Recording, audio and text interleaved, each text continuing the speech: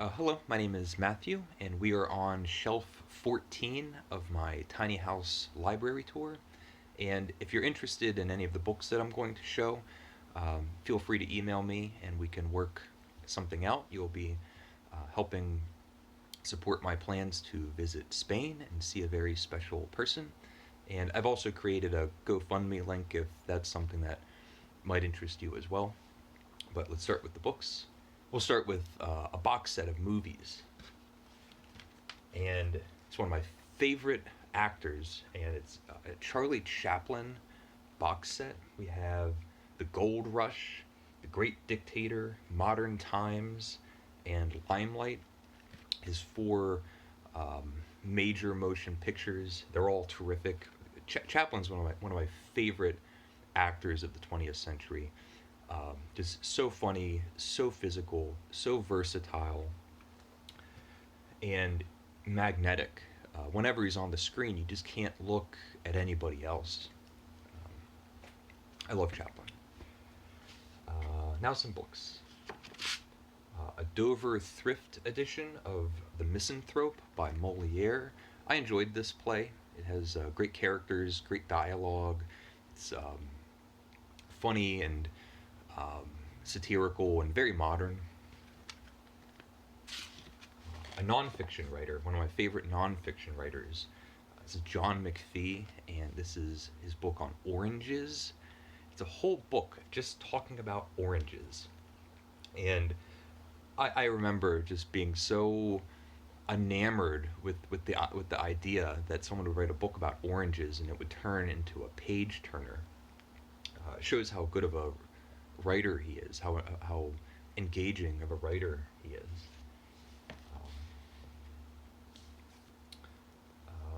Maybe my favorite Mark Twain novel book, The Adventures of Tom Sawyer, and it's an extremely flawed novel. It's choppy and episodic. It doesn't really make very much sense, but the character is so wonderful. Tom is such a great character. Makes up for any shortcomings the story might have. Pushkin is a beautiful hardback of I never know how to say it. Eugene Onegin.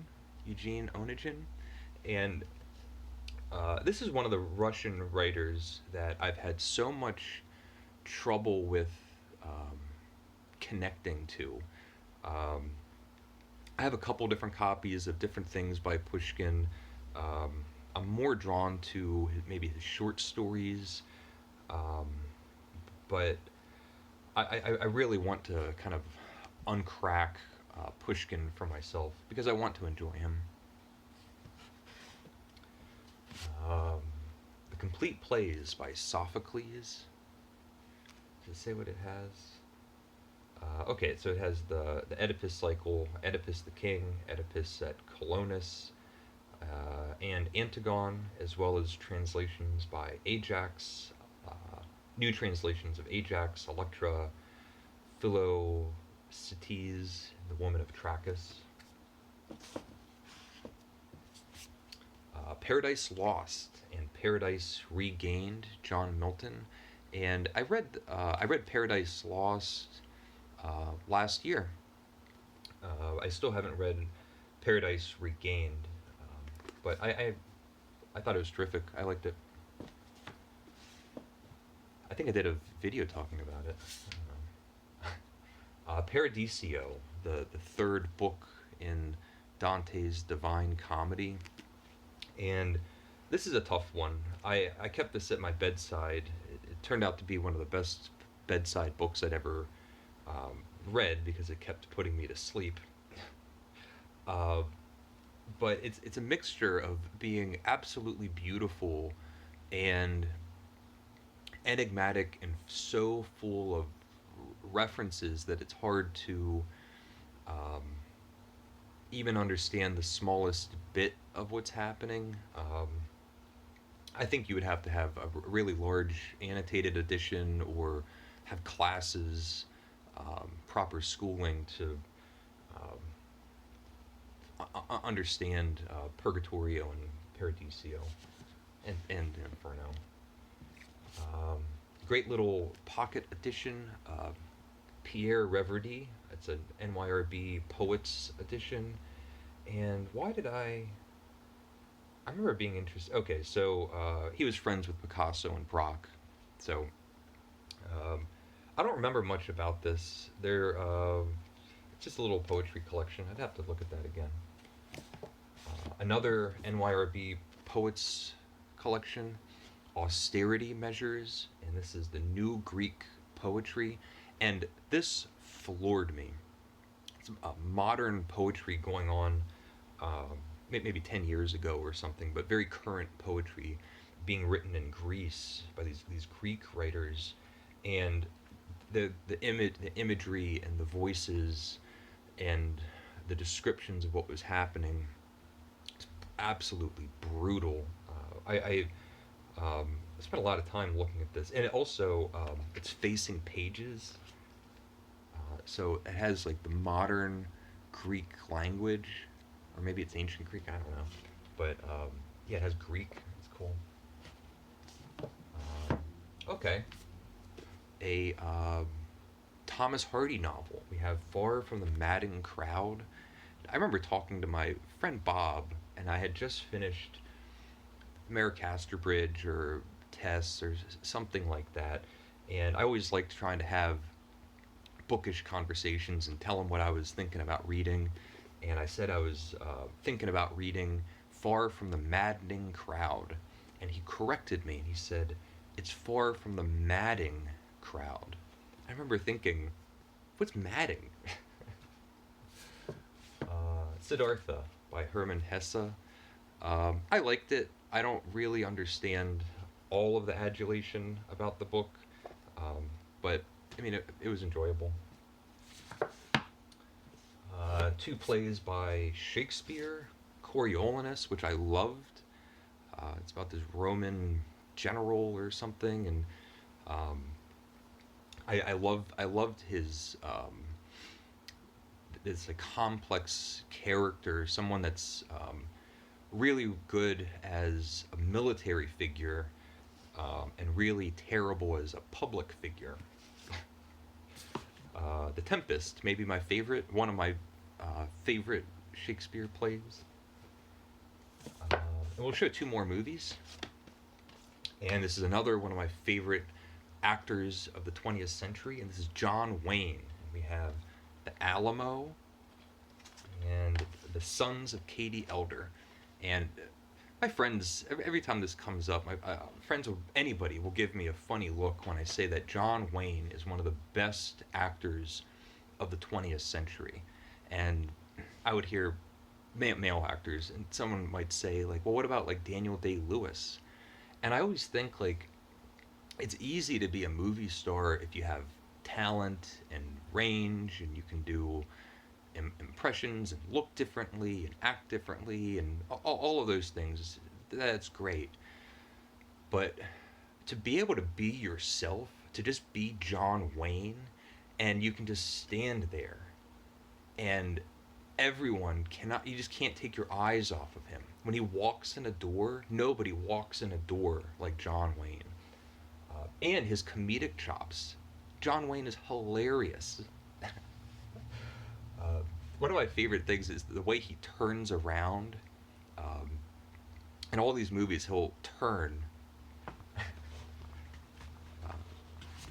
The 42nd Parallel by John Dos Passos. Hey, Andy, stop it. Stop it. I know. The 42nd Parallel by John Dos Passos. And again, I remember talking to Bob and saying I was reading William S. Burroughs, and he's this, and Bob told me to check out William S. Burroughs, cautioned me not to take him seriously.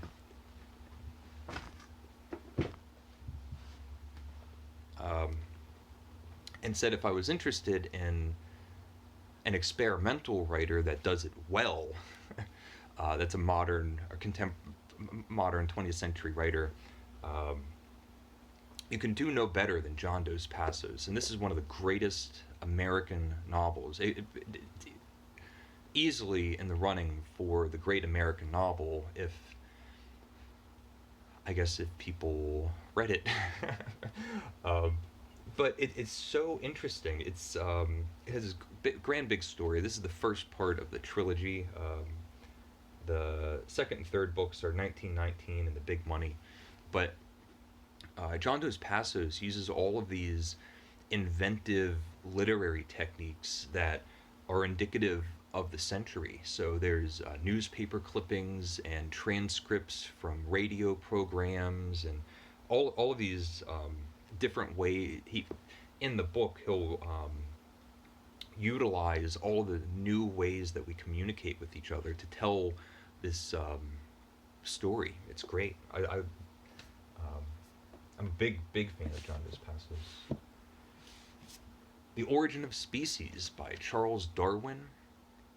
And I could not believe how readable and interesting this book was. I thought, I was interested in reading it. At some point, I knew I was going to get to it. I thought it was going to be really dense and intimidating and maybe boring. And I also thought it was all going to be about the apes, how we came from apes. And instead, this was a page turner, and I just couldn't put it down. And now I can't remember, but um, the examples that he uses of different birds or little creatures and plants, and um, how how much sense he was making. And um, I don't really follow the sciences very closely, but I do know that uh,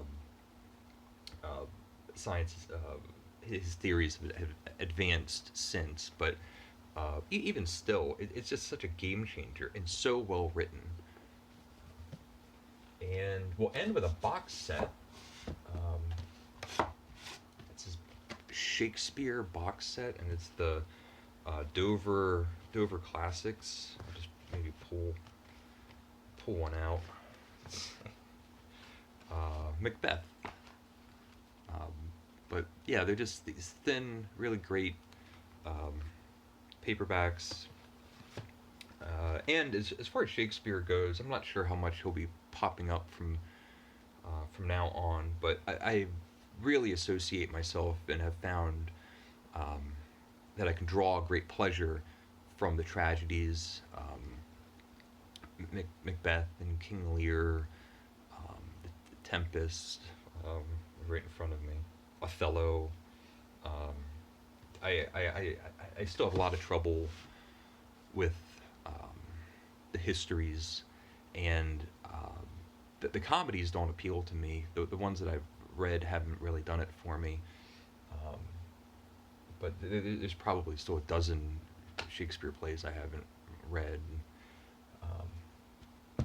So that's what we have. This is Shelf 14. So let me know if you're interested in any of these books or any of the books mentioned in the other um, tour videos. Send me an email. And that's it. Let me know if you have any thoughts on the books that I've shown, or my thoughts on these books. So leave a comment if you would like, and thank you for watching, and take care.